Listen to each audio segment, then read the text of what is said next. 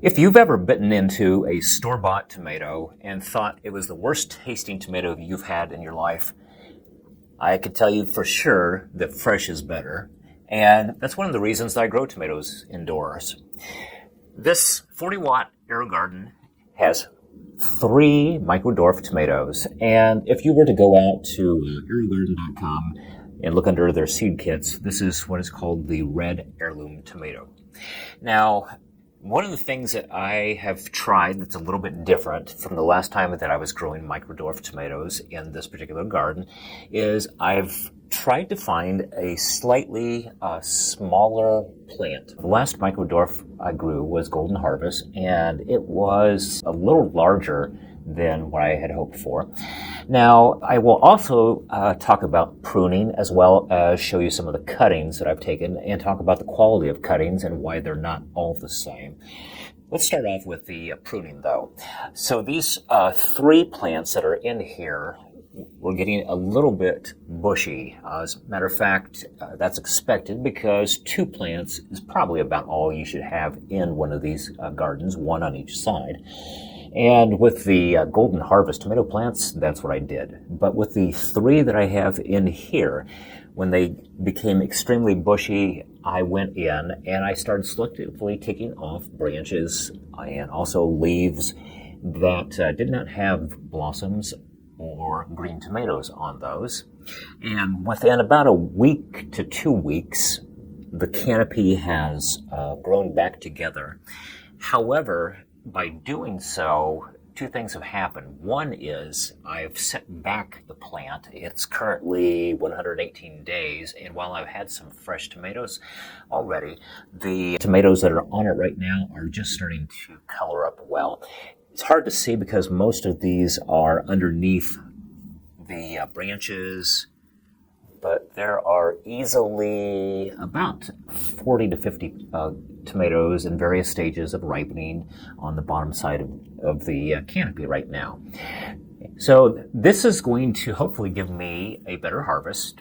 Now, the second point that I wanted to talk about was that with the tomatoes, oftentimes they have a big harvest, and you may get a few ripe tomatoes sooner, but most of your tomatoes will come on about all at once. And you can manage the plants and actually have these plants go for 2 years, 3 years, and still get tomatoes off those if you clip off the branches that have the tomatoes that have already matured and allow new branches to come up and flower and set fruit. Now, one of the things that a company called Renaissance Farms suggested was that you will never get as many tomatoes on your secondary harvest as what you'll get on the first main harvest.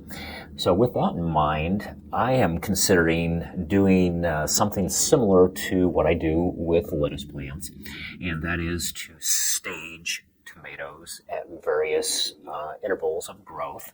And I could do that by seed or I could do that by cuttings. And after I get my main harvest, I might, even though the plants are healthy, just pull the plants, put in the next round of plants, and go for another main harvest and see if my overall production goes up. It's a nice thing to do indoors because these are easy to light, and if you grow outdoors, 1 plant is going to produce a nice amount of tomatoes. However, indoors, if I were to set up, say, 3 of these AeroGarden Bounty units, all with tomatoes, I could very easily come close to the yield of an outdoor tomato plant just by cycling through tomatoes. And the other thing is you don't want to have 100 tomatoes on all at once unless you're going to can and prepare those, but I grow for fresh and for table.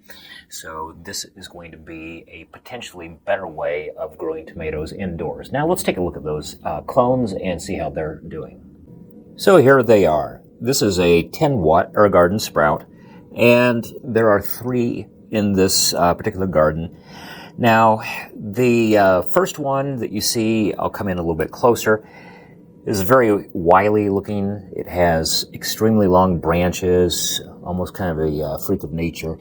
And So it does have blossoms all over those long branches, but if you're growing indoors, this type of clone, which sometimes, happens, may not be what you're hoping to have, because it is more difficult to light when a plant stretches out and becomes large like this.